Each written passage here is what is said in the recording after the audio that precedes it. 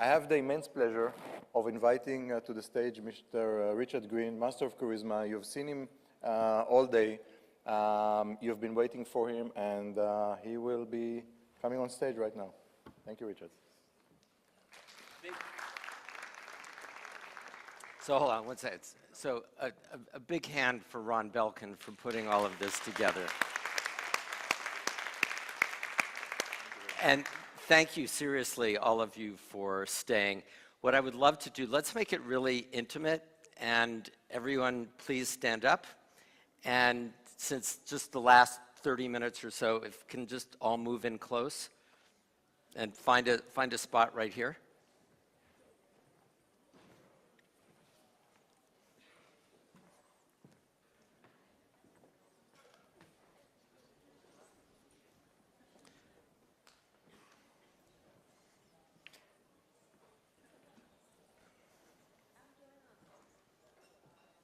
That was good, what you're doing.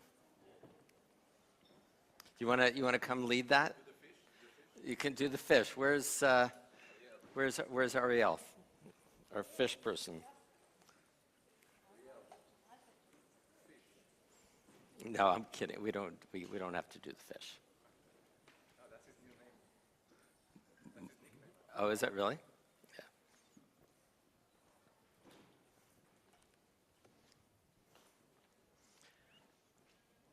Okay, are we waiting for anyone outside? No, go. Okay. So, now that you've all settled down, everyone please stand up. Because we got to get a little energy going, okay? So everyone just shake it out, okay?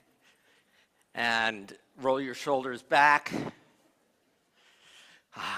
And then roll your shoulders forward. And then I have to do this, I'm from California. Everyone face that direction. Put your hands on the person in front of you. And say out loud, it's been a long day. I know it's been a long day, and I'm here to make you feel better. And give them a little rub if you can. If it's against your religion, then don't. Okay, and then everybody turn, flip, and give it back. So a little moan. It's a long day. A lot of legal stuff going on here. That's good. The head of the ACC, would you please just demonstrate how you let go of some tension? So everyone just do that. It's kind of a fish. Do a flying fish. Okay, great. Give yourselves a hand for stretching beyond a normal audience behavior. Okay. Thank you so much, Ron, for inviting me. Thank you all for staying. I hope you will find that it will be worthwhile, not only in terms of keeping you awake, but it's my goal to do three or two or at least one of three things. How many of you are a little bit nervous or uncomfortable or tentative or hesitant or downright scared to death of public speaking? Raise your hand. Let's find out how much. Now, when I say public speaking, that means anything from there's a little conference room in your law office, and there's 4 people, and you have to present something to your law office or present something to your C-suite officers or to Wall Street or to some investors or whatever, okay? Anything from 2 or 3 or 4 people, that is public speaking, all the way up to 100,000 people in Wembley Stadium, okay? So 0 is zero nervousness. That's a Saturday walk on the beach, or my favorite beach, like a walk on the beach in the Maldives, for example, okay? 0 stress, 0 tension, 0 nervousness. 10, the other end of that continuum of nervousness and fear, is you walk into your dentist's office. He says, "Shalom, open your mouth." You open your mouth. He goes, "Oh my God," right? And he goes, "We have to do an emergency root canal because otherwise the infection is going to go into your brain, blah, blah, blah." And I'm so sorry, but yesterday we ran out of Novocaine, right? So 10 is a root canal, emergency root canal without anesthesia, okay? I have to tell you that in 51 countries around the world, I have had many people who have been in 11. I don't even know what that is, but they've been in 11. I can't imagine worse than a 10. So I just want to know where you are in terms of your anxiety. So 0 anxiety all the way up to a 10. You raise your hand when I hit the number. 0. 1. Good. 2. 3. 4. 5. 6. 7. 7, really? 7. 8. Got some proud 8s, actually. It was good. Some 9. 9. Any 9s? No? 10. Any 10s? Okay, so the highest is 8. This is a pretty good group, but you're Israelis. I would expect nothing less. A little bit of boldness. So the other metric, so we're going to deal with that. I promise you, if you stay the whole time, you will have some things that will help you know how to overcome that degree of fear. And that's something that I was able to share with Princess Diana in 1996, and I can tell you more about that as well. The second metric that is incredibly important is how effective are you at speaking? And the metric that I like to use is called engagement. So you can be the smartest person, the most eloquent, beautiful, sophisticated speaker, but if your audience is looking at their iPhones or their Androids, like some of you are right now, but only a couple, but see, I see everything, or they're disconnected, or they're falling asleep or whatever, you are wasting your time and their time, right? That's not effective public speaking. That is not effective communication. So here's the metric. When you speak, are people 0 engaged all of the time? In other words, 0 total engagement, or at all the way over at 10, they are completely, fully engaged on the edge of their seats all of the time. Now that's pretty hard to accomplish. If you can do that, you can leave now, right? You don't need this, okay? So engagement, that is the key, because unless there is a conduit, a connection between you and the audience, no communication is really happening. And that is a result of engagement. So how many are 0 on the engagement? Never engage with your audience ever. Okay, I would expect that's not true. How about 1, 2, 3, 4, 5, 6, 7, 8, 9, 10. Okay, that's pretty good. So during this conference, you've noticed that there are different levels of engagement. And by the way, having a conversation is very tough in a conference because you're basically not talking to the audience so much, you're more talking sideways as opposed to being like this. So it's very much like there is a feng shui, there's a sacred geometry, as it were, which is another reason why I've asked you all to come close. Because imagine, doesn't this feel more intimate and more easy for us both to engage with each other than if you were scattered all over the room with a lot of empty spaces, right? So just something to pay attention about. So we're going to talk about overcoming any fear or nervousness that you have. We're going to talk about how to engage more with an audience through your public speaking technique.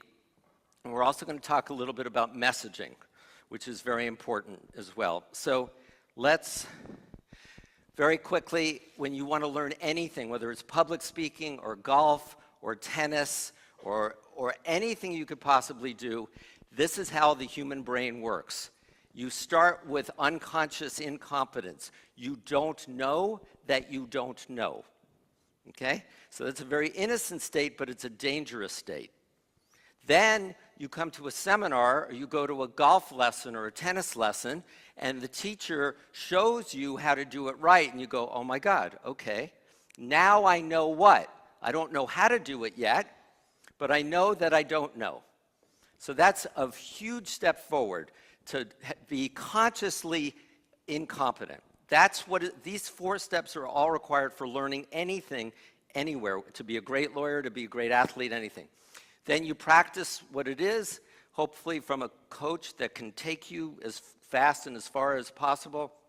Then you are consciously competent. Okay, I'm doing it, I'm hitting the forehand, but I have to concentrate 100%. And then you practice enough, you create new neurological pathways or neuropathways because of something called neuroplasticity. How many of you know about neuroplasticity? It's an extraordinary understanding that we now have about the brain. The brain can never, ever stop growing, but you have to keep giving it new input and pushing it through new experiences. In fact, my mother, who is now 88 years old, just gave a TED Talk, okay, at the age of 87 called "It's Never Too Late." 87 years old, it's never too late, ... until it is. Right? And she talked about her life where she got her bachelor's degree at 56, she got her hypnotherapy degree at 65, she was bat mitzvahed along with my daughter, and Ron and Asnat actually came when she was 73, and because my daughter and my mother have the same birthday, June 3rd. And then she got her master's degree in spiritual psychology at the age of 75. And at the age of 88, twice a week she goes to writing classes. She's writing the story of her life, right? You have to keep using things. But then when you get to the point where you keep growing your brain, you're growing your conscious competence, you get to a place where you are unconscious competent. Meaning you're Roger Federer, you're Rafael Nadal, right? You're Novak Djokovic. You're at that place where you're doing things without consciously thinking of it. You're an autopilot. And that's the goal for all of you, to take one or two or three of the things that we're going to talk about and incorporate it into everything that you do. Okay, so I'm going to break those things down that we're going to do. First of all, so I'm going to talk about the 7 secrets. That's the fundamental foundation of everything that I'm teaching. And it came from having written a book called Words That Shook the World, came out in 2002, and it was the 20 greatest speeches and speakers of the 20th century. And I had some Jews in there. You can see Albert Einstein. It was funny, when I gave the book to the Dalai Lama on his 80th birthday, the day of his 80th birthday, I was able to give him the book as a present. And he's a big science fan. He goes, oh, Albert Einstein. And he points at Einstein because he loves Einstein. And I said, yes, but with all due respect to Dr. Einstein, Your Holiness, I put you above Dr. Einstein. And he laughed. So this is the 20 most inspiring, greatest speeches of the 20th century. We also have Yitzhak Rabin in there and Anwar Sadat. And so I spent a lot of time trying to figure out what makes these great speakers, Martin Luther King, John F. Kennedy, on, Winston Churchill, what makes them so great?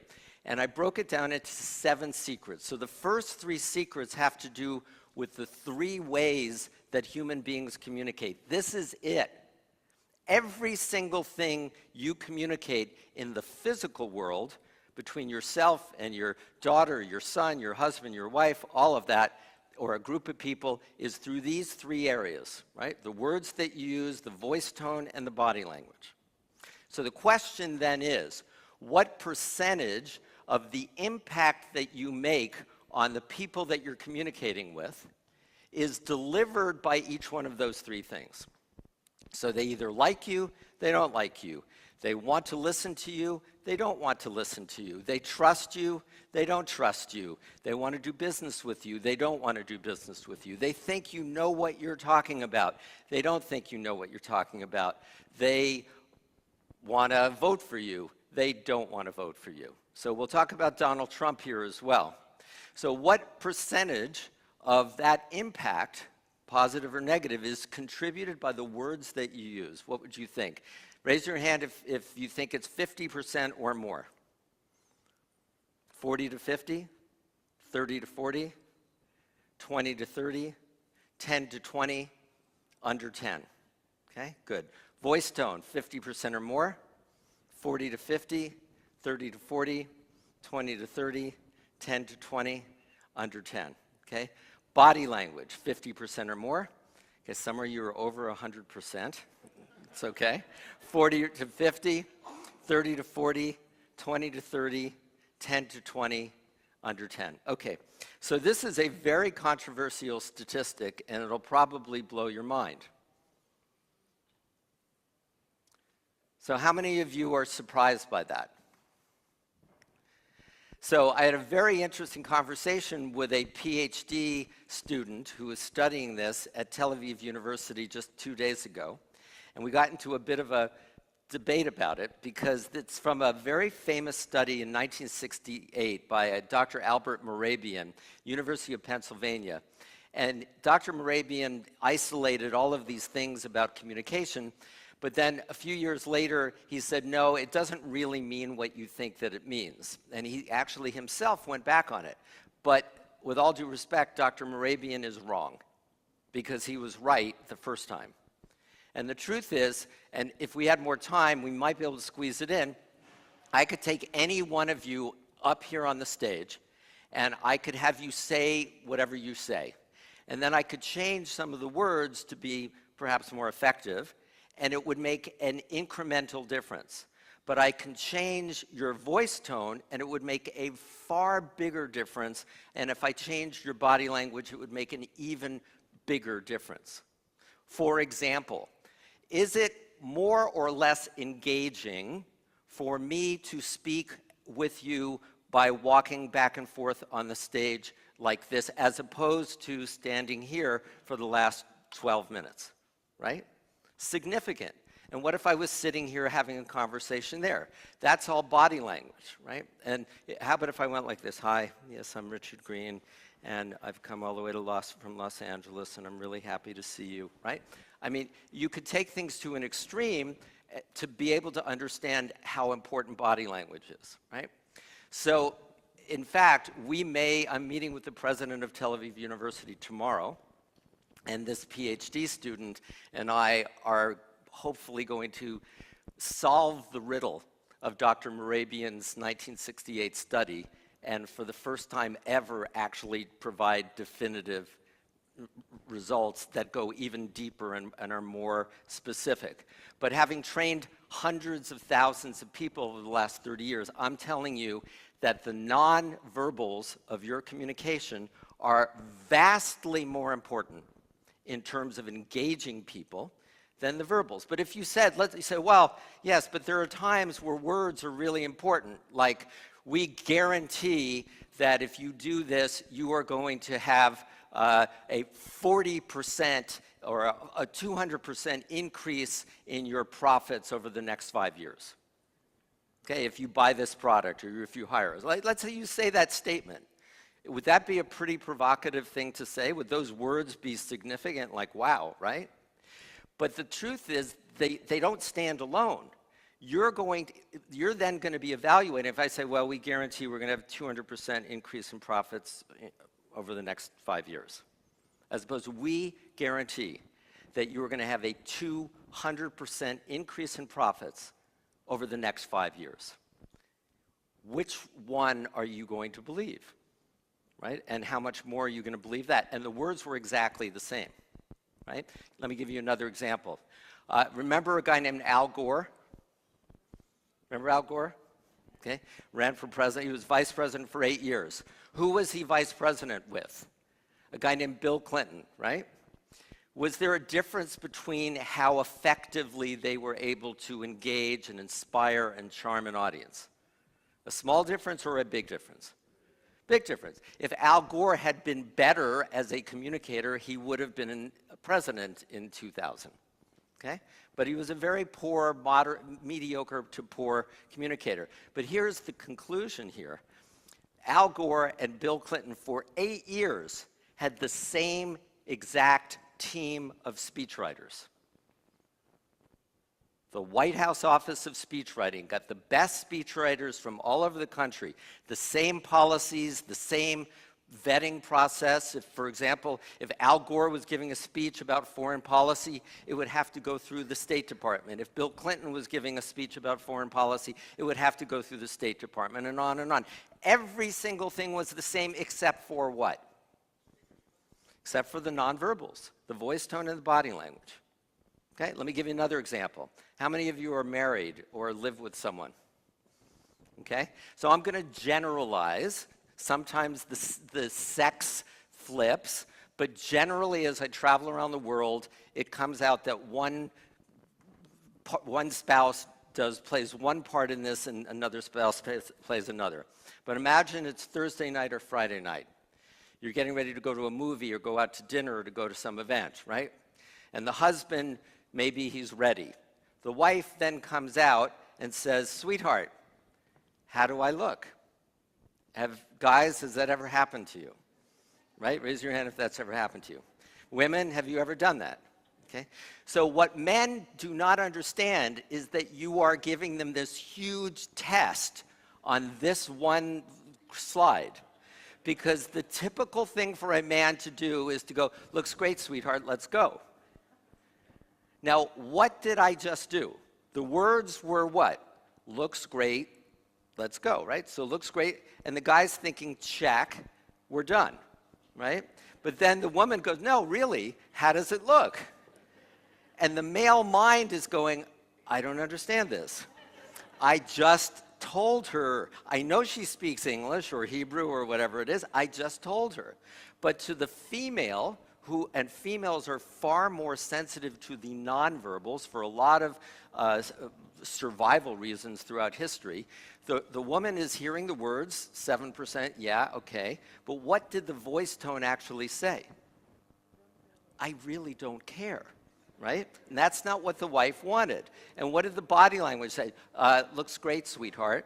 Where is my focus? My shoes, the direction of my feet will tell you where my mind's focus is." You can always look at people's feet. You're in a cocktail party, right? Everyone's together, and then you see someone and they go like this, and their foot now goes out. They're halfway out the door. Right? They're about to leave that conversation, depending on where their weight is. So if their weight is primarily still on the foot that's in the conversation, that body language is saying, "I'm still primarily there."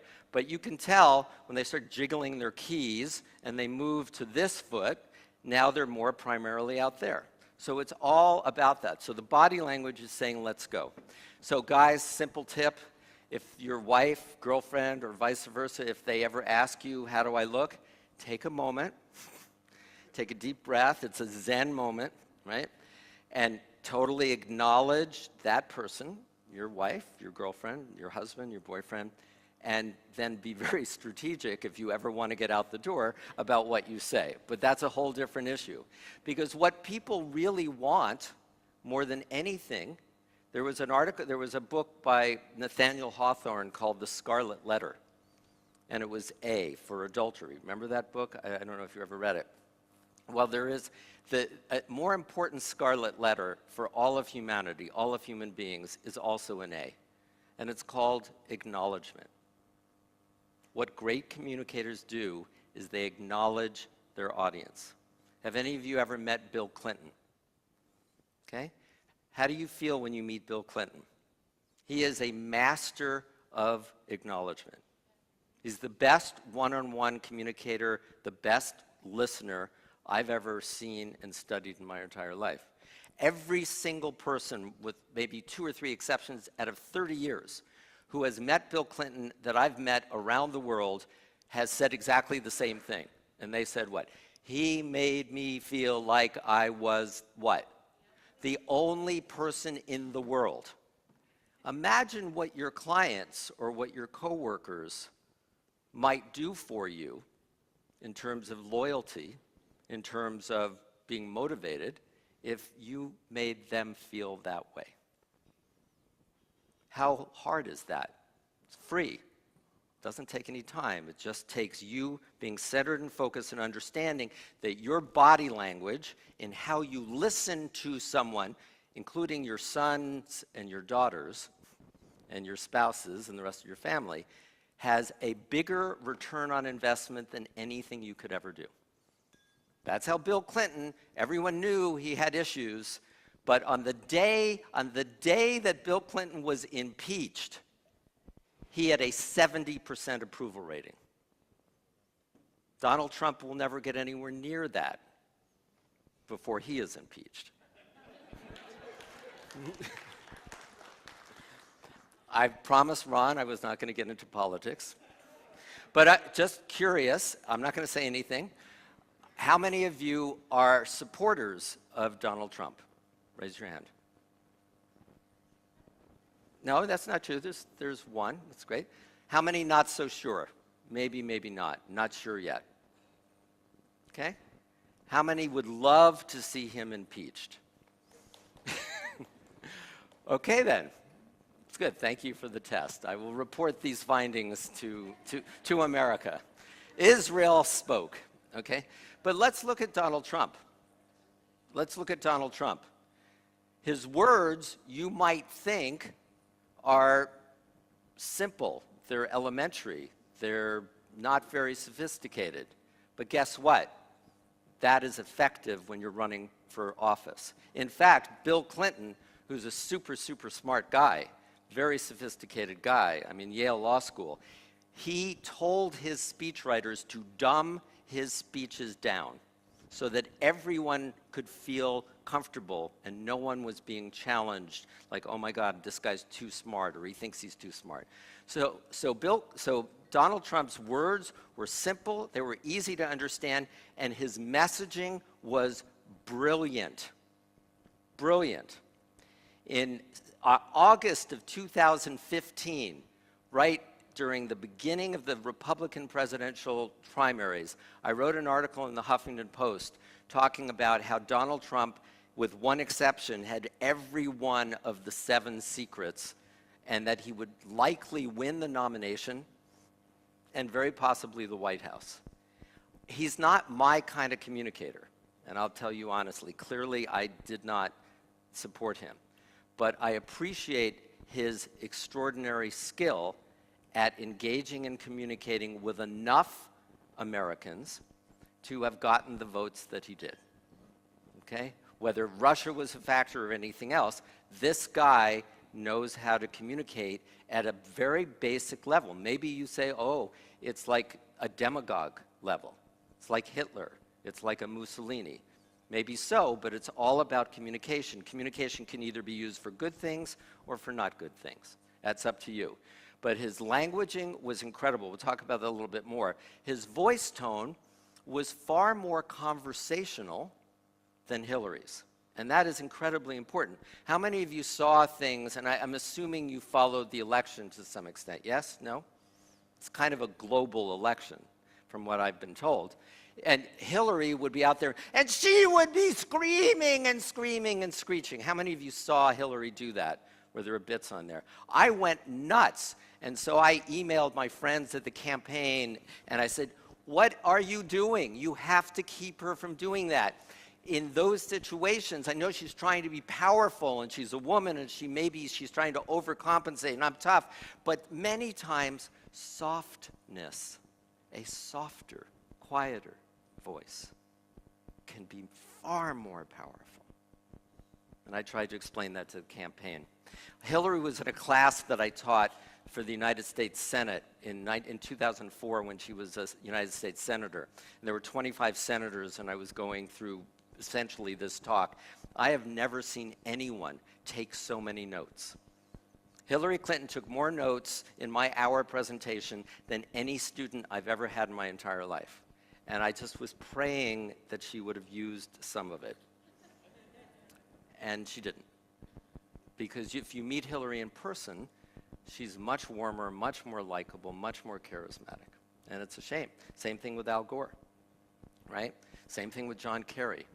So voice tone. Donald Trump's voice tone was actually way better. He would stand up in front of 10 or 20 or 50,000 people at these rallies during the campaign, no teleprompters, no notes, and he would just have a conversation. He would have a conversation, an actual conversation at some points. He would go, and we're going to build a wall, yay! And who's going to pay for it? And then the entire crowd in unison would shout, Mexico! Now, none of that was true. It wasn't true then, it's not true now, it won't be true by the end of his term. But it didn't matter. He was creating an experience, a conversational, engaged experience with tens or hundreds of dozens of thousands, and on TV, hundreds of thousands or millions of people. So I was watching this going, Democratic friends, don't laugh at me when I say that he can win. He can win. Oh, no, no, no, no, no. He can win. So after Election Day, there were a lot of emails and Facebook. I didn't believe you were right. How could, right? Because it all comes down to communication. Everything is about communication. You can have the best message in the world, unless you know how to communicate it, it doesn't matter. And his body language was also actually quite good. So that's secret number 1, 2, and 3 is words, voice, tone, and body language. Let me drill down a tiny bit. Very quickly, the most important thing about words, do not use jargon and tell lots of stories. Even today, did you notice how more engaged you were when people would tell stories rather than just data? Okay? The 6 words that will capture an audience more than anything else are the following 6 words. Ready? You can imagine what they are. Let me tell you a story. We go back to our primal, oh, thank you, Daddy, thank you, Mommy. I promise I'll go to sleep. Everything is a story. What's the Old Testament? It's a bunch of what? Stories. What's the New Testament? A bunch of stories. What's the Bhagavad Gita? A bunch of stories. What's the Quran? It's a bunch of stories. Stories, stories, stories. Okay, so that's words. By the way, this comes from I broke down the 7 secrets into 60 metrics, 60 specific things that the great speakers do, and that if you can do better at any one of these 60 things, you're going to be a better speaker. If you're interested, send me an email and I'll send it to you. I give it to you. The email is Richard at the name of my book, wordsthatshooktheworld.com. Richard at wordsthatshooktheworld.com, or you can talk to Ron. So this is one of the questions in there. Voice tone. Voice tone is what? 38%. That's a lot. And if you're on a telephone call or if you're on the radio, it's over 80% when you take out the body language. And yet, even though our voice is the most incredibly important instrument that we have, very few people take the time to develop it. That's why Adele is Adele, because she has spent years and years doing what? Developing her voice tone. If you want to learn how to be a great speaker, just listen to Martin Luther King or Adele. You can either way, it's the same thing. Because Martin Luther King and Adele, they'll vary their volume like this. So sometimes they'll say, this is really important, right? Or Adele would say something louder, and then when it's even more important, she wants people, or he wants people to be even more connected, he or she will soften it. But this is even more important, right? Notice the difference, the feeling in the room. So when you don't vary your voice tone in any of these 3 metrics, you create a state of neurological hypnosis, because there's no variation. Literally, you put people into a state of hypnosis. And maybe you want to, but generally you don't when you want to engage them. Pace, sometimes really fast. There's this and this and this and this and this and this. But when I write speeches for politicians and they have a long list, I'll go, okay, great, you can speed it up. There's this, there's this, there's this, there's this. But then the one that they really want to highlight, then you slow it down. But this one point, blah, blah, blah, is why the city of whatever, or our state of whatever, has moved forward in the last 3 years. Yay, right? Because you've changed the pace. And then pitch, sometimes high pitch, sometimes low pitch. And so my fellow Americans, ask not what your country can do for you, ask what you can do for your country. No, and so my fellow Americans, ask not what your country can do for you, ask what you can do for your country. Huge difference, right? So the best way to do that is by punctuating words that are the key to what you're trying to say. So if you say, for example, it is absolutely critical that we do this now. No, it is absolutely critical that we do this now. Or it is absolutely critical that we do this now. Got it? Depending on which is the most important. right? You punctuate, just like you underscore, put your yellow marker or your blue marker when you were studying in school. You want to make it easy for the audience by showing through punctuation what is the most important thing. And you can punctuate by word or by syllable. So it is absolutely critical that we do this now, or it is absolutely, right? So I have 4 syllables. I have 4 opportunities to create variation in my volume, my pace, and my pitch. It is absolutely critical that we do this now. Right? Martin Luther King was such a master, he would take single-syllable words and he would make them into multiple-syllable words. I've been up to the mountaintop and I've looked over and I've seen the promised land. Right? He didn't do that by accident. He had his 10,000 hours of Malcolm Gladwell outliers experience. You know about the 10,000 hours? No? He got his mastery probably before he was 10 years old because his daddy was a what? Was a preacher. So he learned when he was a kid. You look at Tiger Woods, you look at Steph Curry in basketball. It's not an accident. These people's fathers were experts in those fields, right? So they had this level of mastery. So Martin Luther King knew how to do that. So punctuation, and then punctuation is usually best followed by the pause. Notice the difference.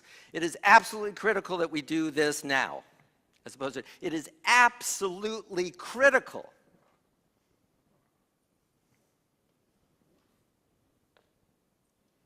that we do this now.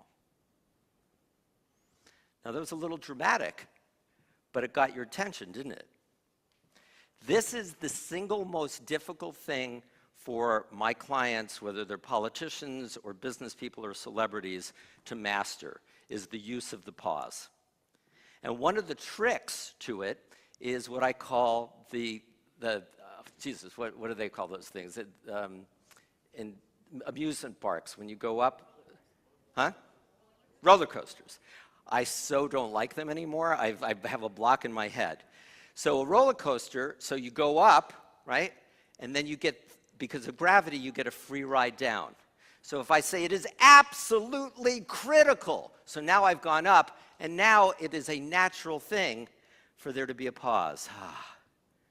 To do this now. As opposed to it is absolutely critical. Right? It's awkward because it's a rhythm. You want it to be a rhythm. So the punctuation and then the pause. Okay? So we're all going to try this. Ready? I want you all stand up. And I want you to turn to the person next to you, and at the same time, I want you to use lots of Italian, Israeli body language and go, it is absolutely critical. Pause, pause, pause. Pause, pause, pause. That we do this now.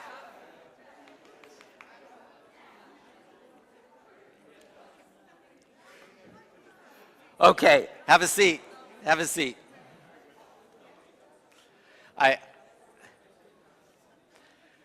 So, just to give you a slight experience of that, okay? Punctuation and pause. The last thing on voice tone, again, this is 38% that most people never focus on.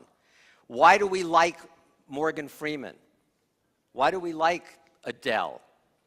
Right? Because their voice, there's resonance there. There are qualities to the voice that touch us, right? By the way, I ran into Morgan Freeman just a week and a half ago. We had this incredible conversation. He just oozes presence and cool, even when he's not on stage. And that voice, it's like, okay, whatever you want to say, I'll just listen to you, right? We talked about God, we talked about politics, we talked about tantric sex. I mean, he was a very interesting guy. But he could have read the telephone book. Remember those things, telephone books? He could have read the telephone book and I would have gone, That's how important voice tone is. But resonance, that's how you get that bit, right? So think of a violin, think of a cello, and think of a bass. What is the difference between those three? In terms of the shape of the instrument, there is really no difference. Except what?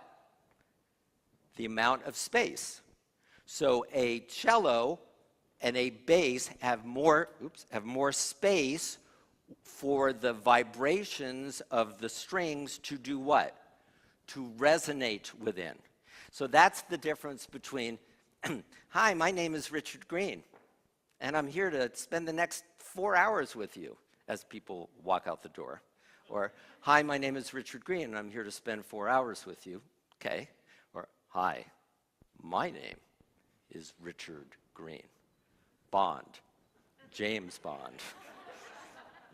So it's just, I'm just going because I've had some training, but everyone can do that from a violin to a cello to a bass, okay? So if we had more time, I would have you all play with that. Okay, number 3, body language, right? Hi, my name is Richard Greene. Hi, my name is Richard Greene. Just even a few centimeters of my shoulder make a huge, huge difference. So that's there. But the most important thing about body language is the body never lies. If you have a gut reaction to someone's body language, you're right. Your interpretation may not be perfect, but you're right that something's there.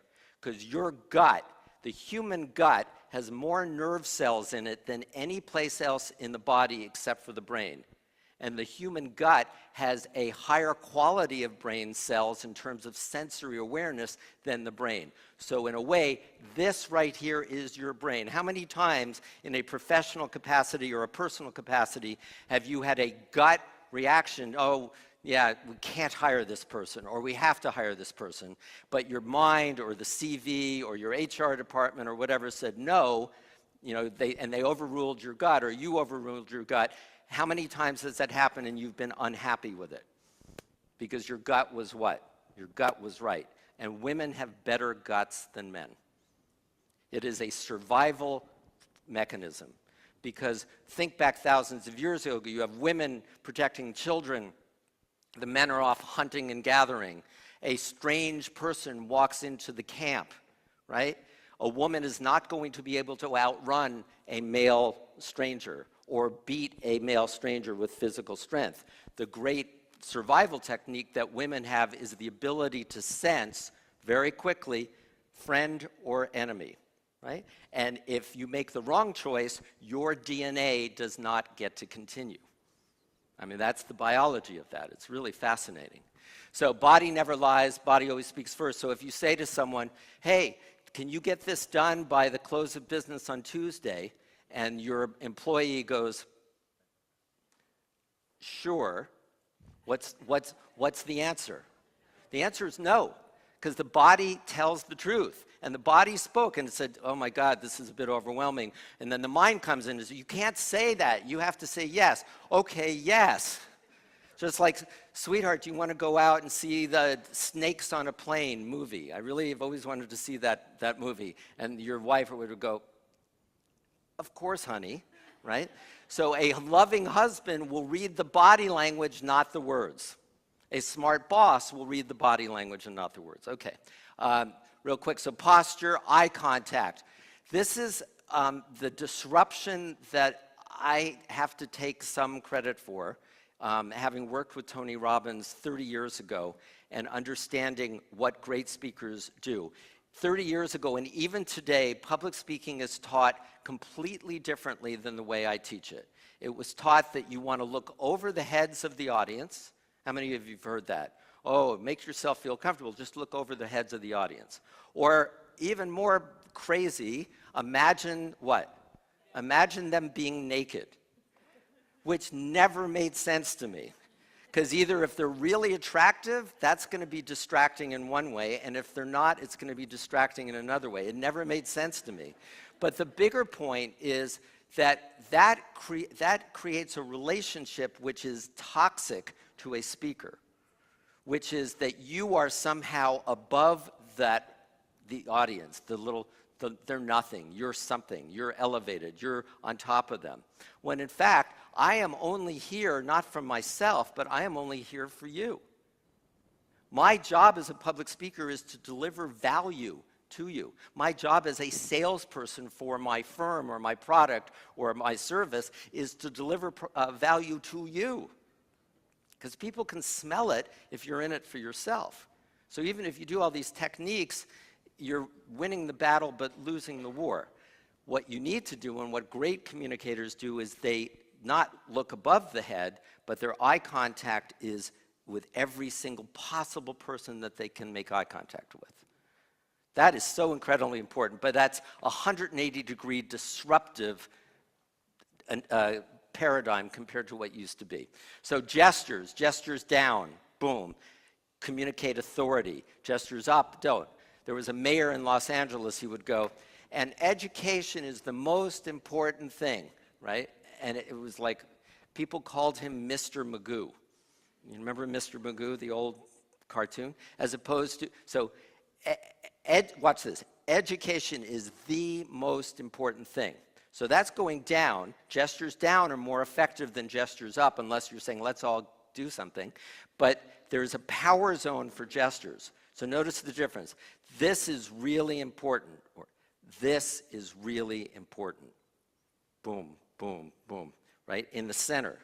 Everything in life that is centered is going to be more powerful, right? In basketball, you know, you're not going to be shooting like that unless you have to. What they do, basketball players, you square your shoulders and then you shoot. It's all about being centered. I'm squaring my shoulders. I'm talking to you. I'm gesturing to you. I'm squaring my shoulders. I'm gesturing, right?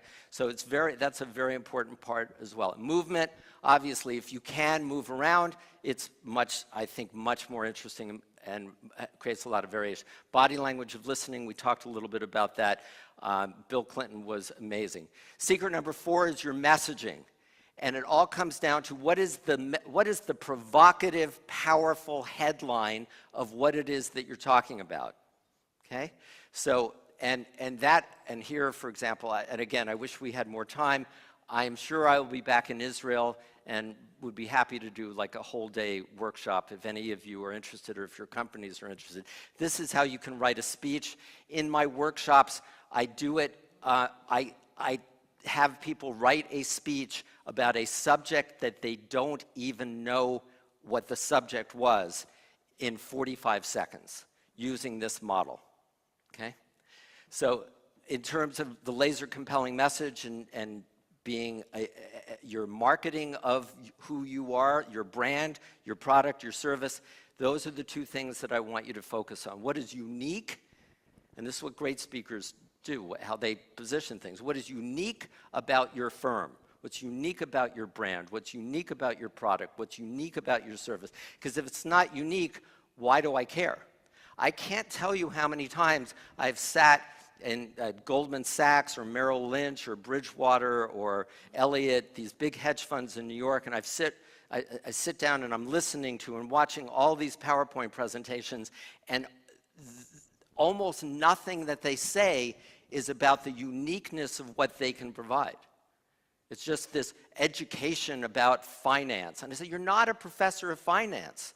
You're trying to sell something based upon how you, better than all the other hedge fund companies, can give them what they want. So you need to focus that in a lasered way, lasered and compelling. What is unique about what you provide, what your brand is, and how does that uniqueness benefit them? Okay, so a lot more we can talk about with that, but that's great. This right here is the key probably to everything. And the current president of Indonesia, when he got this, it just completely took all the pressure off of him because he didn't like public speaking. It's President Jokowi. And he was all focused on, oh, I have to give a performance. And he was is a very kind of normal, populist kind of guy. And he was uncomfortable giving a performance. He was a new politician. So this is the continuum, and this is where Hillary Clinton was completely destroyed. Oh, back here, I'm sorry. On Donald Trump, the messaging. What was Donald Trump's message? So simple, very clear, right? We're going to build a wall. We're going to keep those horrible Mexicans and Central Americans out, right? And we're going to keep Muslims out. and we are going to what? Make America great again, okay? None of that is true. Didn't matter.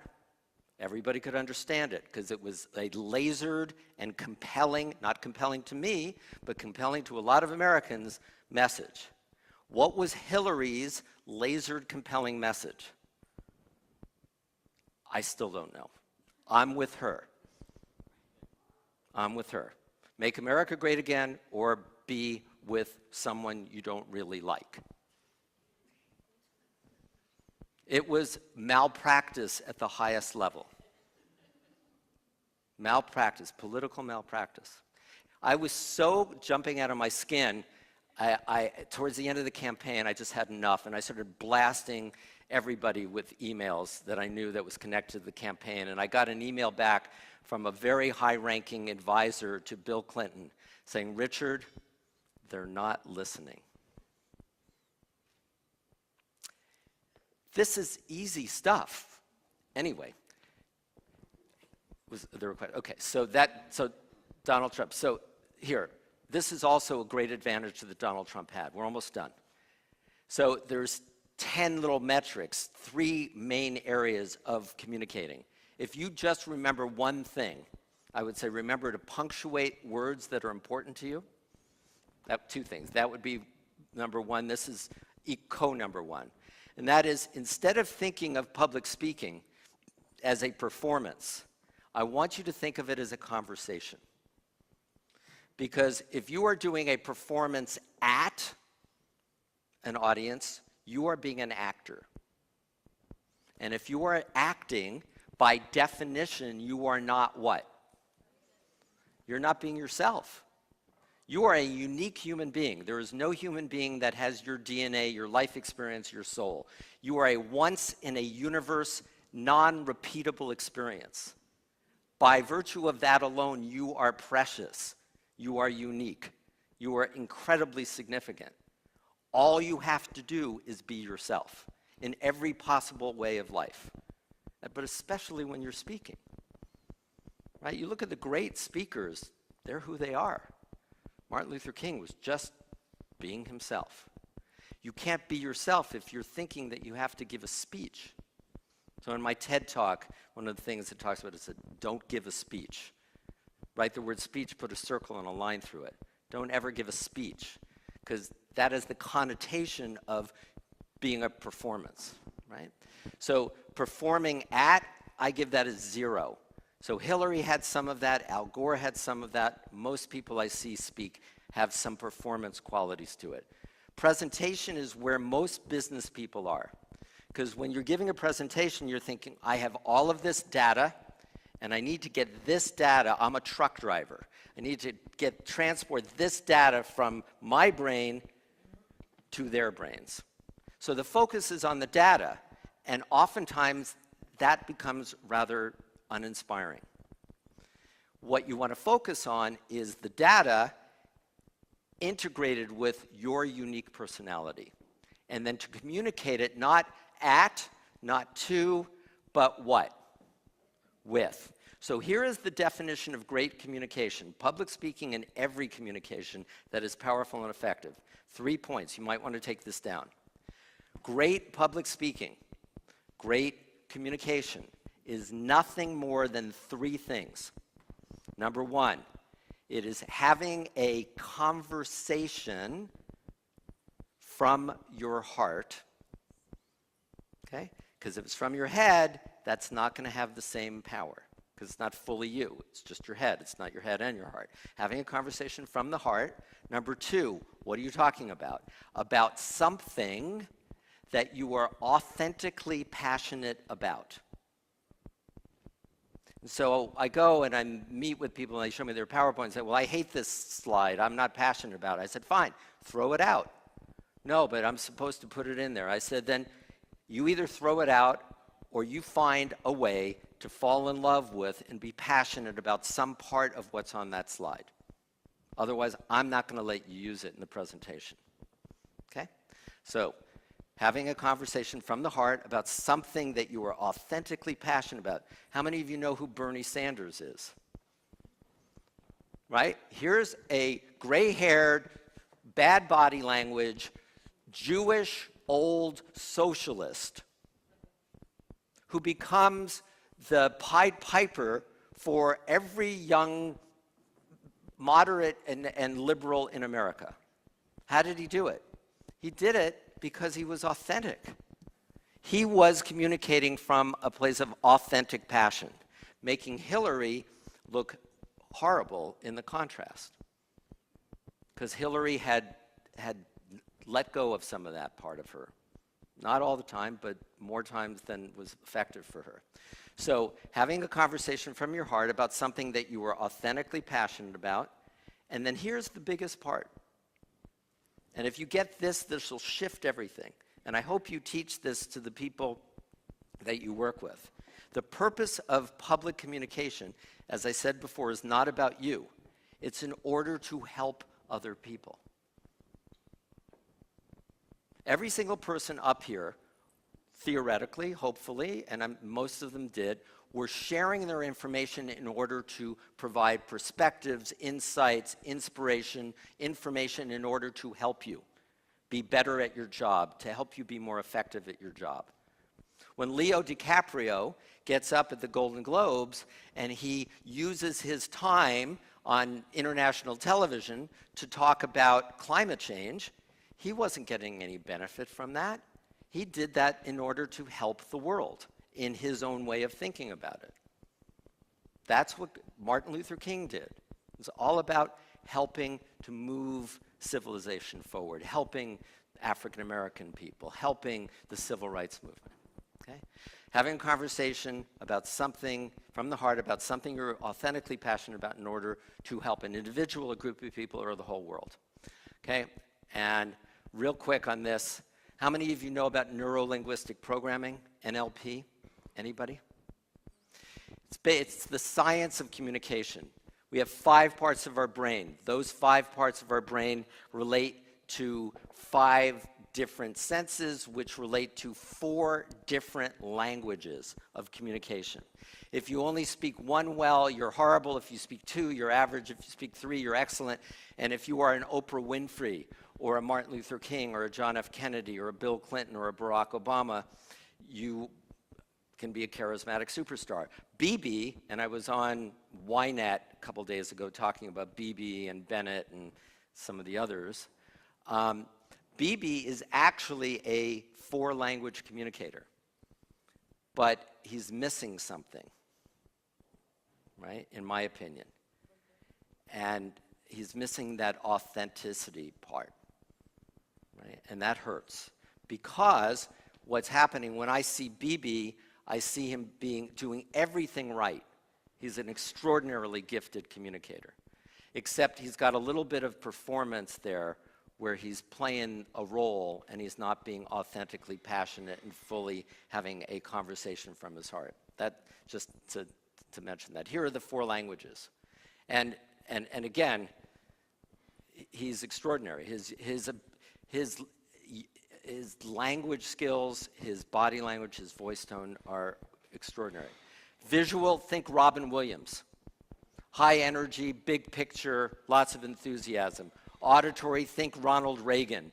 Very good sounding voice, very articulate, very easy to understand, very user-friendly. Auditory digital, think Albert Einstein. Lots of details and data and substance, right?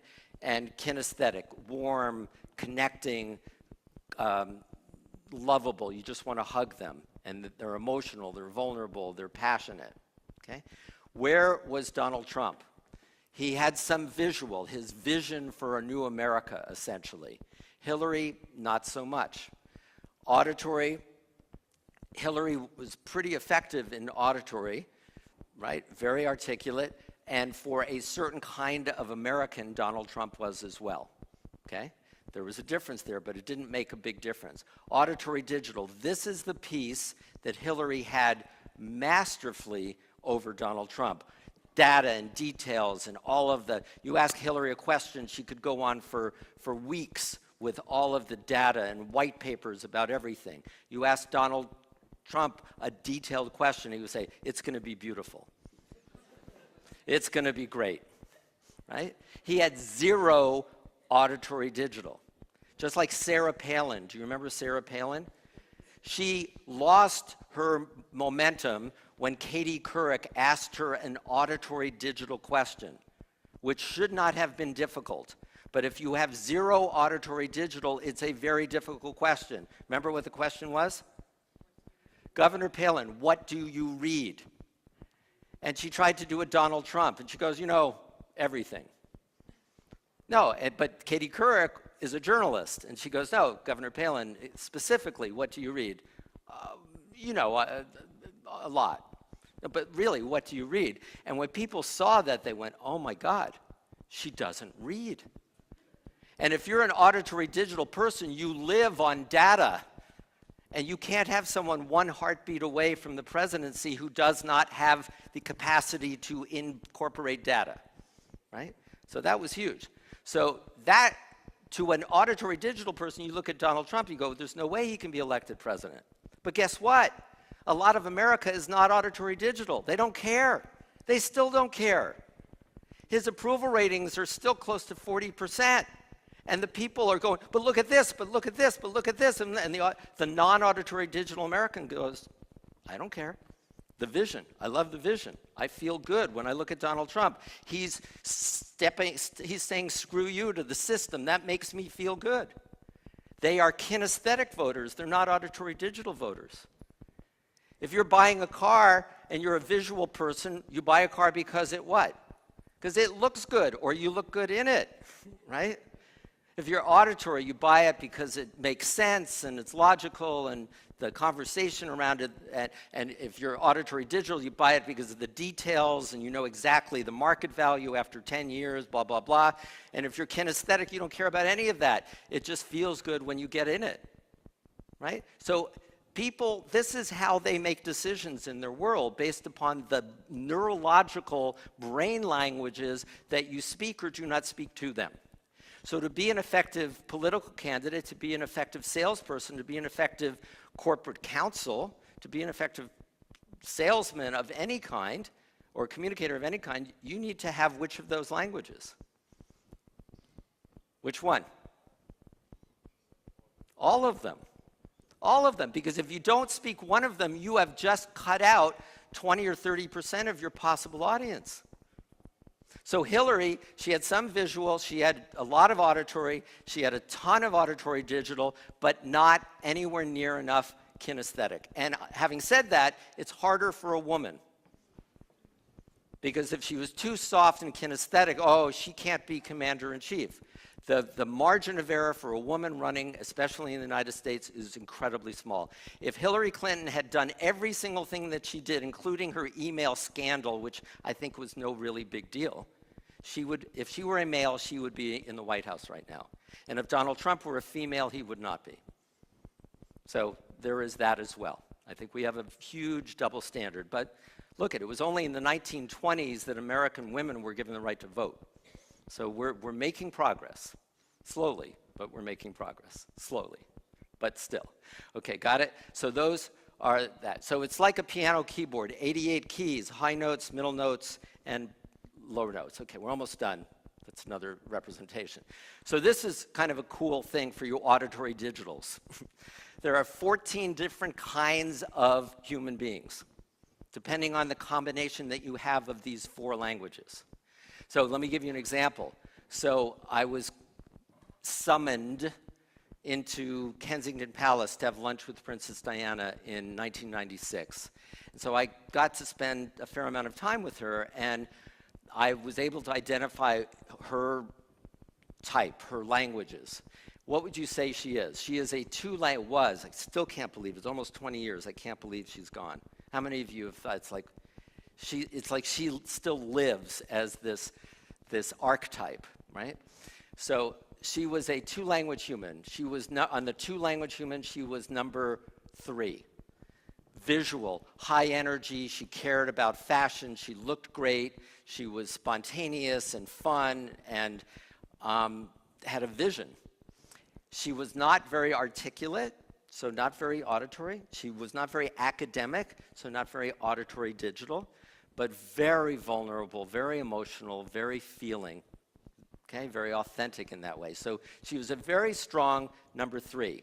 Guess what her favorite country was?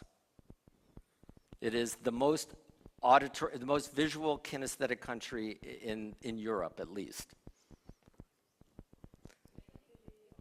Pizza, pasta, right? So great art, great visual art, great energy, lots of things to see, opera, sculpture, music, all of the very kinesthetic, a lot of feeling and a lot of visual. So she loved going to Italy. Now, her husband, who never really loved her anyway, would never, and she told me that, I mean, it was really interesting, and hard for her because she was 19. What did she know? It was all a setup. Charles was and still is madly in love with his soulmate. In a way, it's a beautiful love story.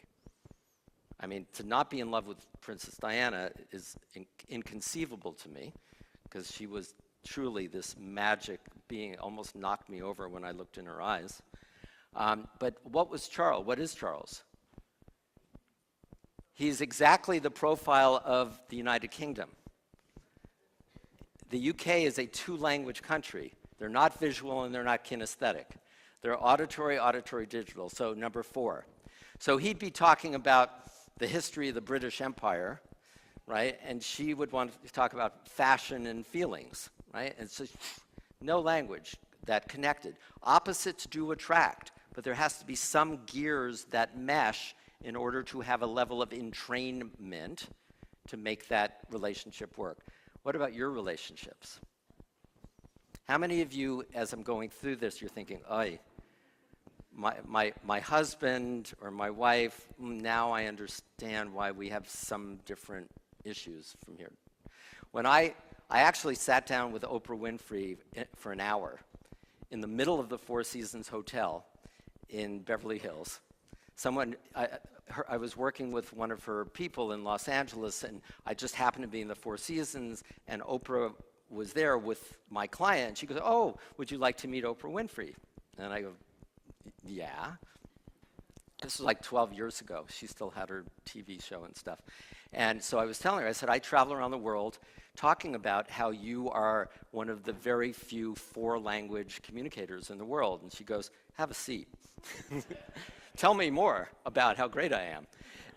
And then as I was going through, and I got to this part, and she goes, "Oh my God, that's what it is with Stedman," right? She recognized that one of the challenges she was having with Stedman is that he and she have different languages that they speak. It's not right or wrong, it's a neurological fact.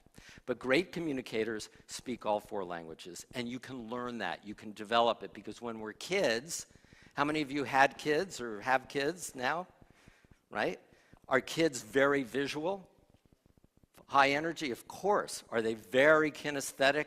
Crying, sensitive, right? So we tend to lose those and we get squished down more into the center, right? And only the most creative people, like a Steve Jobs or a Robin Williams, keep the visual, and only the most kinesthetic people keep the kinesthetic. And you want to have all of it.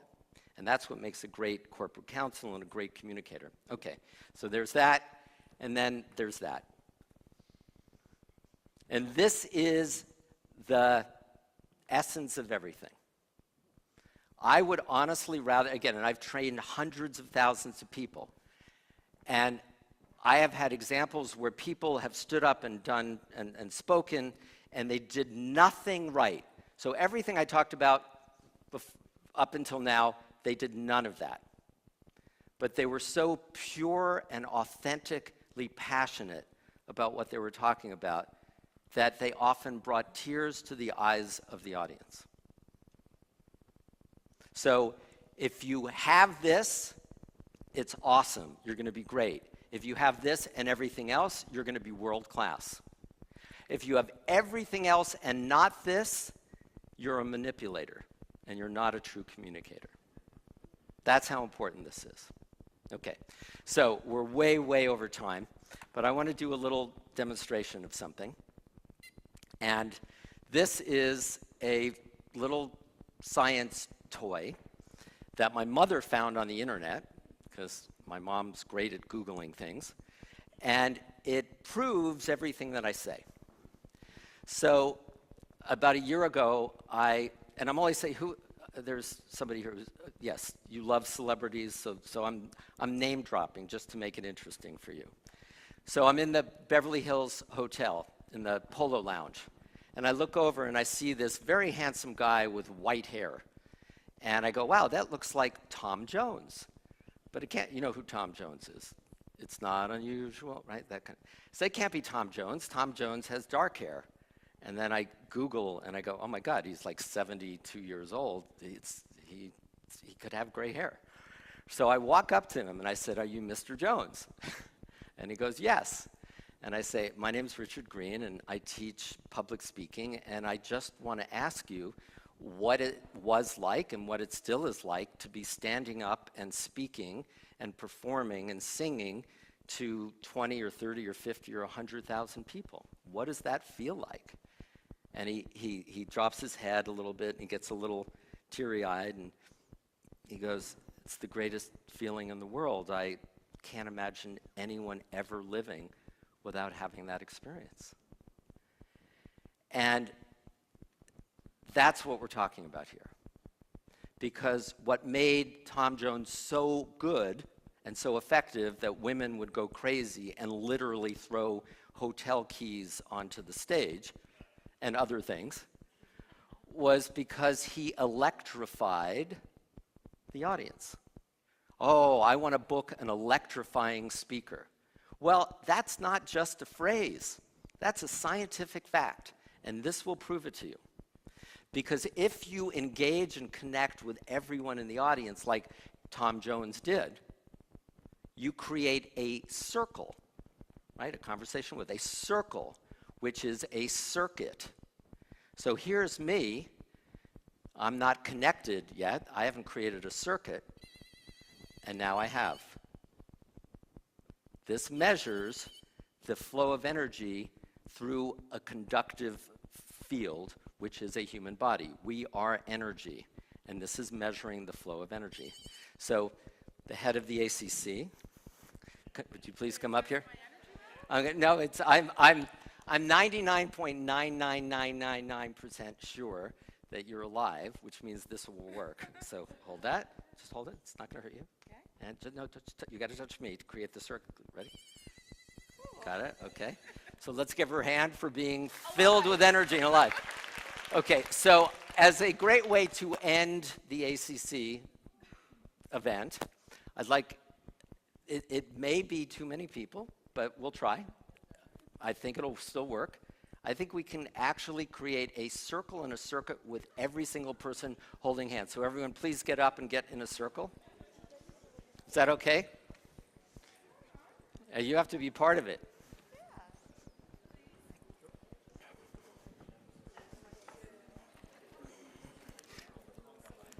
That's right.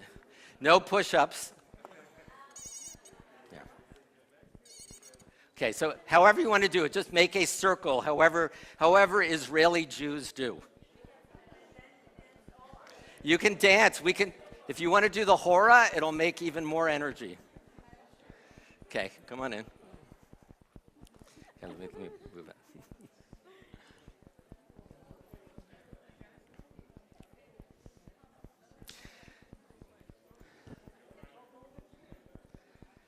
So this is not really a game. This is to help us focus on the thing that is the most important thing, which is acknowledgement and connection. By the way, I think if Donald Trump or any president would get on Air Force One and fly to North Korea and sit down with the leaders there, that level of acknowledgement would have them go, okay, we're building the nukes to get acknowledgement, and now we're getting it anyway. We don't need the nukes. Maybe it's not quite that simple, but to some extent it is. So human beings crave connection. Can you guys come on in here? And one of the reasons they do, just a last thing. So do you know who Cesar Millan, the dog whisperer, is? Anyone? How many of you have dogs? Okay, how many of you love dogs? Right? So I was brought on, I was hired to be a consultant on one of Caesar's shows, and he taught me something about human beings. He said, you know, dogs are pack animals. That's who they are. They are pack animals. They're not happy unless they're in a pack.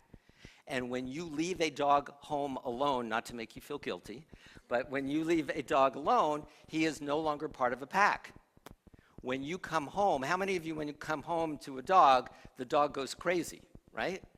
Because they're back to their natural primitive state. We have a pack, we have a pack. I'm now part of a pack, yay! You've come home, we have a pack now. And then according to Caesar, the whole game is, if you have a pack, you need a pack leader. And if the dog is saying, listen, dude, if you're not going to be the leader, I am, right? And the whole thing is you have to be a pack leader. Anyway, human beings are a pack.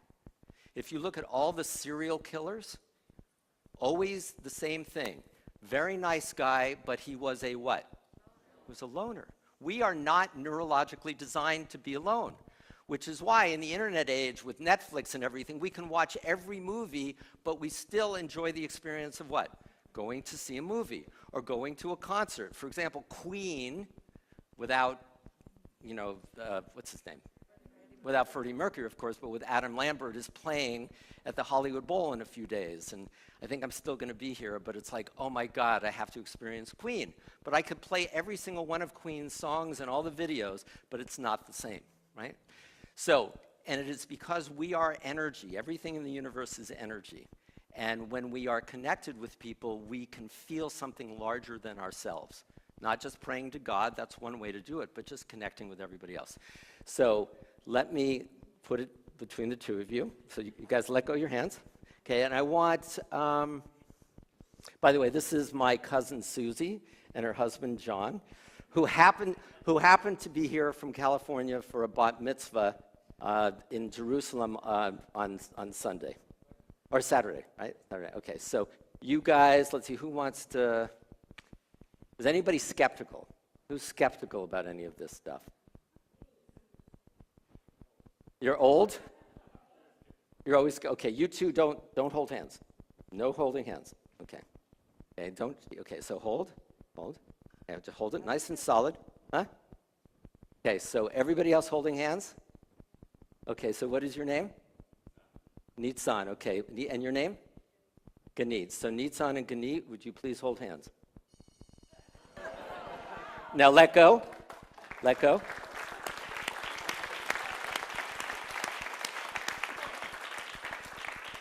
Are you convinced? Right, okay. So you can, okay, we can have a whole bunch of auditory digital conversations. Is there anyone here that's, okay, Ron, where are you? Yes, I'm here. Come down here.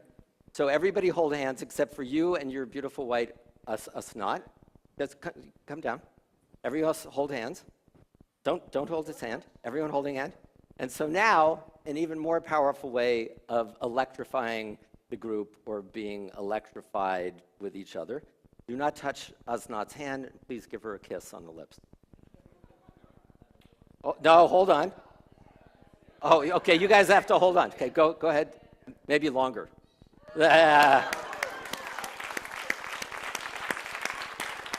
So thank you for inviting me, Ron. Thank you all for welcoming me. Thank you, Richard. I just want to say one more thing. I promised you. I promised them that it will be good, and I think that it was. So here's what I want from you. One of the reasons that I agreed to come for far less than my normal fee is because I love Ron and I love Israel. And if anything I could do could help Israeli companies, Israelis, or Israel as a whole communicate our message to the world in a more powerful way, that really deeply and authentically touches me. Thank you very much. Thank you, Rita.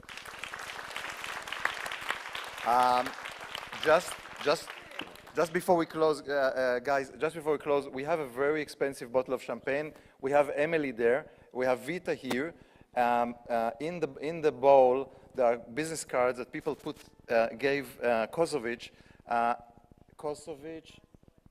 Kasovich, sorry, Kasovich. What's the full name? Yeah, that's right, it's behind me. And Vita, if you could draw one card, and the rule is that you have to be here to win the champagne. So Vita, if you can draw one card.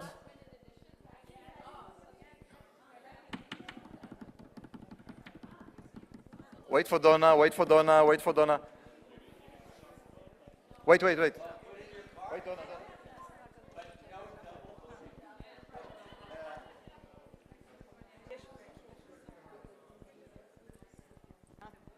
Who is going to get the bottle of champagne? Bottle of champagne. Bottle of champagne. It's done. Anybody? One last one, Michal. Michal is a VIP. Wait. Michal is here. Done. Okay. Wait. One more. One more. Excellent. Vita, please draw the card.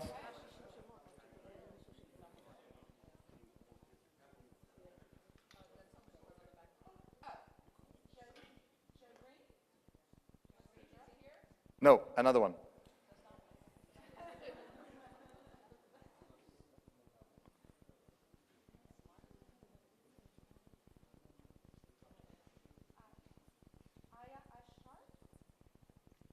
Another one.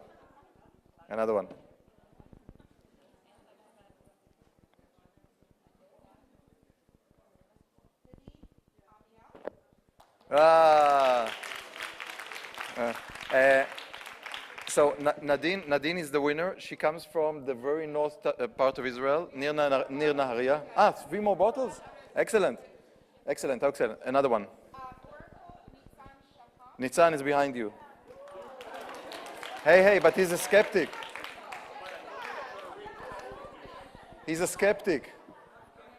Another one.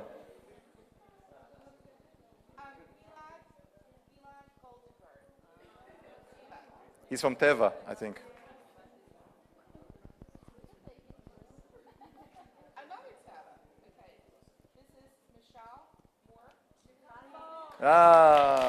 Winner.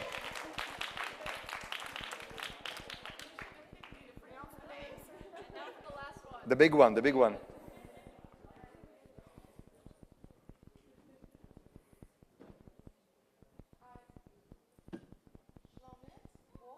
Yeah, the big one. So people were here, the lucky people were here. Thank you very much, everybody. I hope you enjoyed the show. See you next year for the 16th annual ACC Israel Annual Summit. Thank you very much, everybody.